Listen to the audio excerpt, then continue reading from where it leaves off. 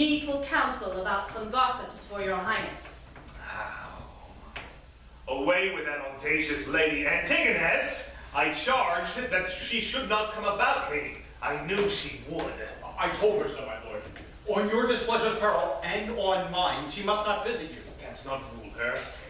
From all dishonesty he can. In this, unless he take the course that you have done, commit me for committing honor, trust it, he shall not rule me. Ha! Now you hear her. When she takes the rein, I let her run. But she'll not stumble.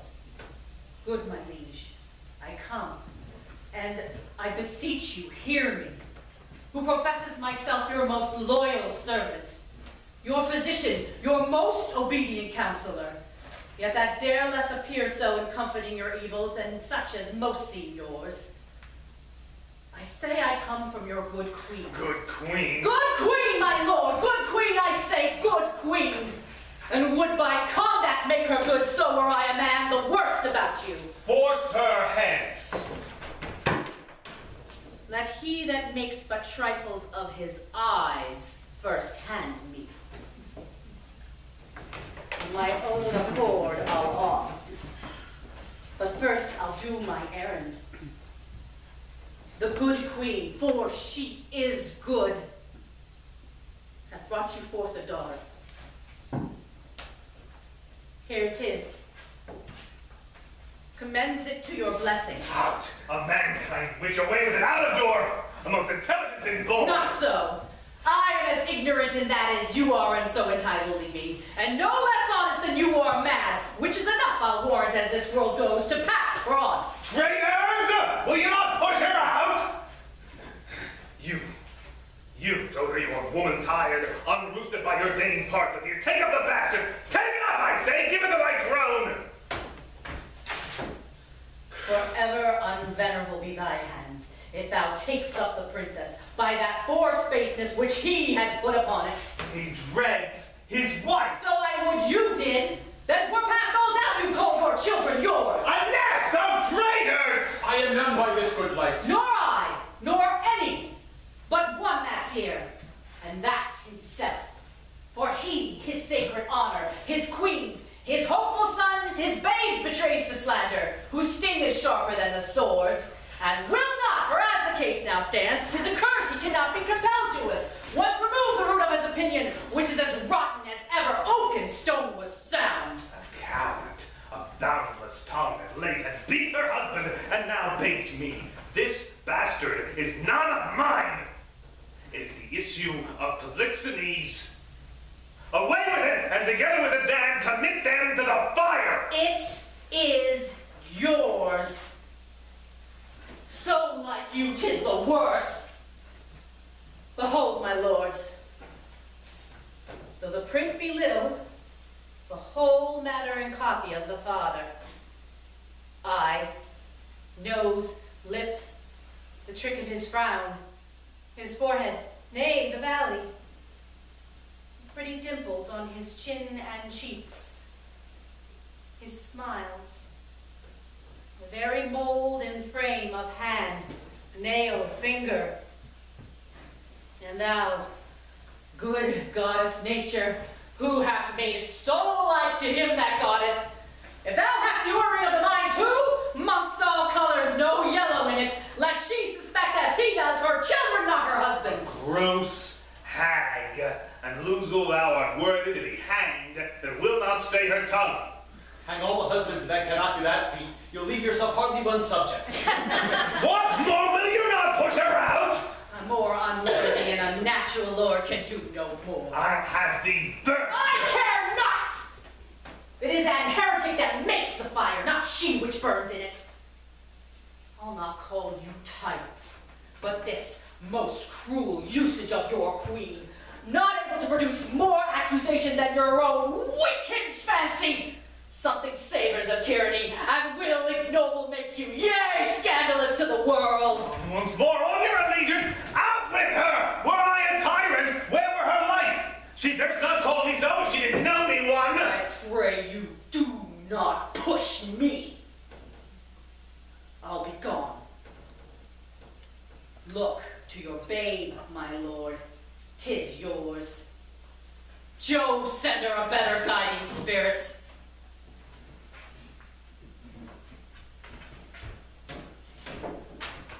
You, who are so tender o'er his follies, will never do him good.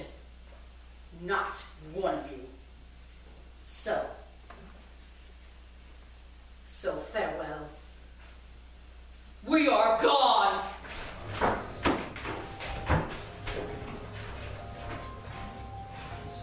Thou, traitor, thou hast set my life to this. My child, away with it. Take it up and see it instantly consumed with fire, even thou, that is the heart so tender o'er, even thou and none but thou.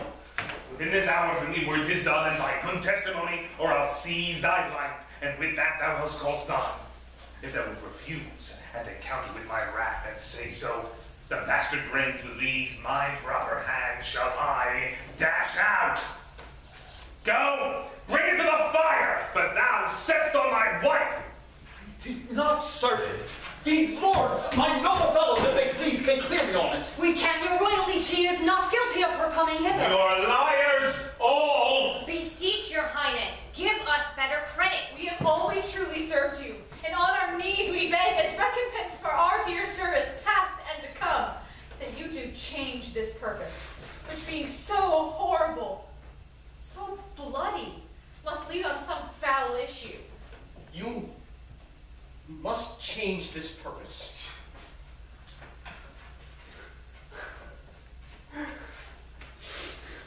I am a feather for each wind that blows. Shall I live to see this bastard kneel and call me father? Better burn it now than curse it then. But be it, let it live, it shall do neither. You, sir, come you hither. You that have been so tenderly officious with Lady Marjorie, your midwife, to save this bastard's life, for 'tis a bastard. Sure as this being is great. What would you adventure to save this brat's life? Anything, my lord, that my ability may undergo and nobleness impose. At least thus much. I'll pawn the little blood which I have left to save the innocent. Anything possible. It shall be possible. Swear that you will perform my bidding. Sure. Mark, and perform it, seest thou. For the fail of any point in it shall be death, not only to thyself, but to thy lewd-tongued wife, for whom this time we pardon. We do enjoin thee, as thou art liegeman to us, that thou carry this female bastard hence, and that thou bear it to some remote and desert place, quite out of our dominion, and that there thou leave it, without more mercy, to its own protection and favor of the climate. As by strange fortune it came to us, we do in justice charge thee on thy soul's peril and thy body's torture, that thou commend it strangely to some place where chance may nurse or end it. Take it up. I swear to do this. Your present death had been more merciful.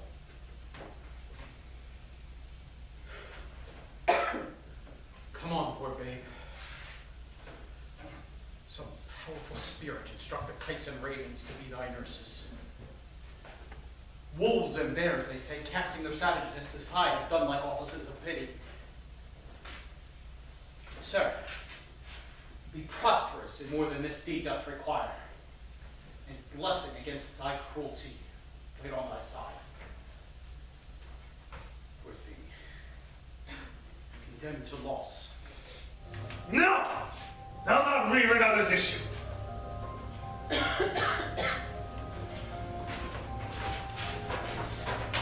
Please, your highness.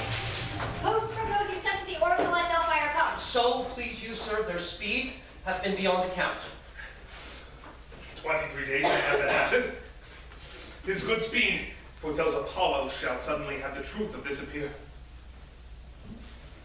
Prepare you, lords, summon a session, that we may arraign our most disloyal lady. For as she hath been publicly accused, so she have a just and open trial. While she lives, my heart will be a burden to me. Leave me and think upon my bidding.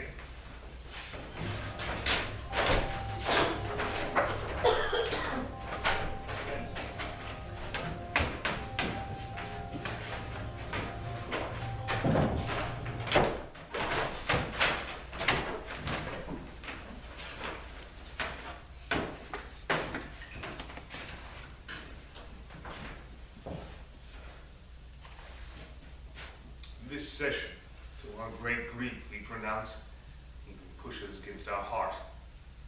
The party tried the daughter of a king, our wife, and one by us too much beloved.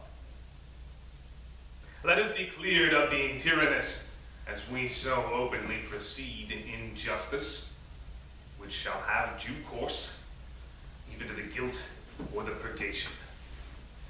Produce the prisoner. Read the indictment. Hermione, Queen to the worthy Leontes, King of Sicilia, thou art here accused and arraigned of high treason by committing adultery with Polixenes, King of Bohemia, and conspiring with Camilla to take away the life of our sovereign lord the king, thy royal husband. The pretense whereof being by circumstances partly laid open, thou, Hermione, didst counsel and aid them for their better safety to fly away by night.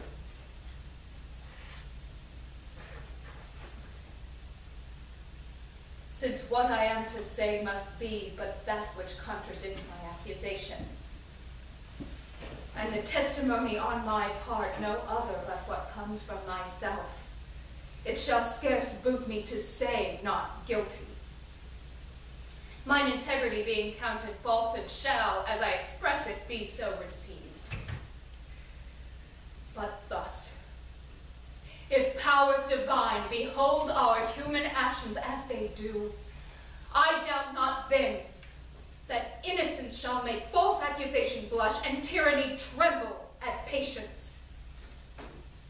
You, my lord, best know, whom least will seem to do so. My past life hath been as continent, as chaste, as true as I am now unhappy, which is more than history can pattern, though devised and played to take spectators. For behold me, a fellow of the royal bed, which owe a moiety of the throne, a great king's daughter, the mother to a hopeful prince, here standing to prate and talk for life and honor for who please to come and hear. For life, I prize it as I weigh grief which I would spare. For honor, 'tis a derivative from me to mine, and only that I stand for. I appeal to your own conscience, sir. Before Polixenes came to your court, how I was in your grace, how merited to be so. Since he came, with what encounter so uncurrent I am strained to appear thus. If one jot beyond the bound of honor, or an act or will that way inclining, hardened be the hearts of all that hear me, and my nearest of kin cry fie upon my grave. I ne'er heard yet that any of these bolder vices wanted less impudence to gainsay what they did than to perform it first. That's true enough. Though 'tis a saying, sir, not due to me. You will not own it. More than mistress of which comes to me a name of fault I must not at all acknowledge. For Polixenes, with whom I am accused, I do confess I loved him as an honor he required. With such a kind of love as might become a lady like me. With a love even such, so, and no other as yourself commanded, which not to have done I think had been in me both disobedience and ingratitude to you and toward your friend, whose love had spoke ever since it could speak from an infant freely that it was yours. Now for conspiracy, I know not how it tastes, though it be dished for me to try how. All I know of it is that Camilla was on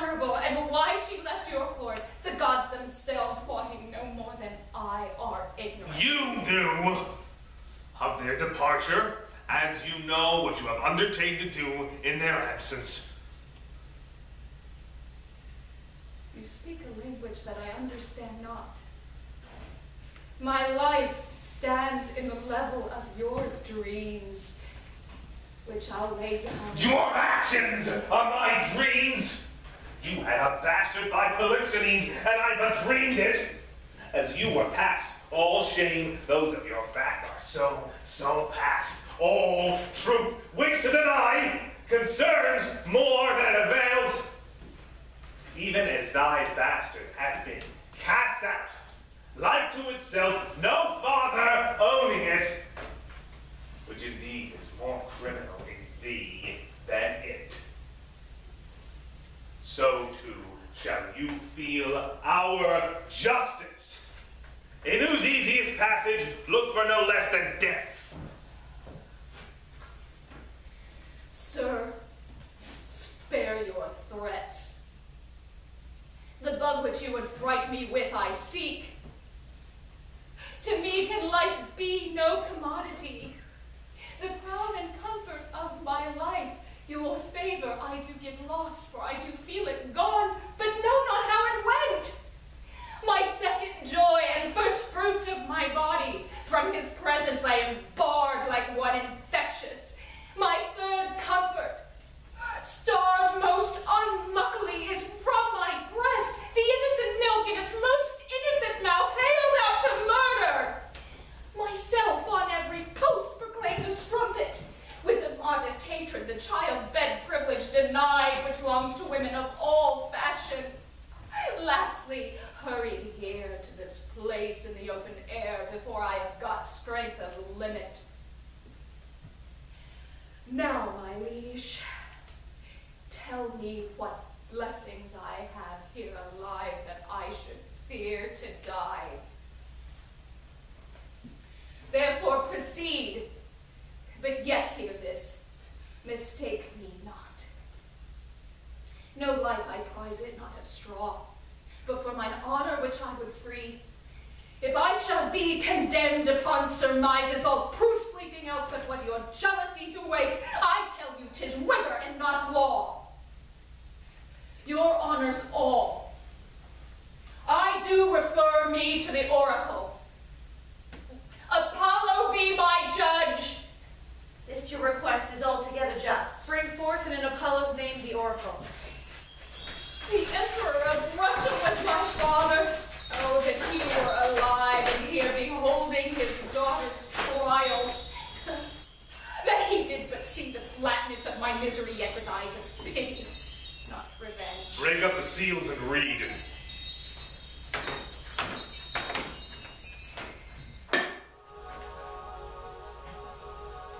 Hermione is chaste, Polixenes blameless, Camilla a true subject, Leontes a jealous tyrant, his innocent babe truly begotten, and the king shall live without an heir, if that which is lost be not found. Now blessed be the great Apollo! Hast thou read true? Aye, my lord, even so, as it is here set down. There is no truth at all in the oracle. The sessions shall proceed. This is mere falsehood. My lord king! The prince! What is this business? The prince your son, with mere conceit and fear of the queen's speed, is gone, How? Gone. is dead. Oh, Gods are angry to call himself a strike at my injustice. this news is mortal to the queen! Look down and see what death is doing! Her heart, my lord, charge she will recover. I too much believe my own suspicion. Beseech you tenderly apply to her such remedies for life. Apollo, pardon my great profaneness against thine oracle. I'll reconcile me to Polixenes. New woo my queen. Recall the good Camilla, whom I proclaim a woman of truth, of mercy. Oh, how she glisters through my rust, and her hide as my deeds make the blacker.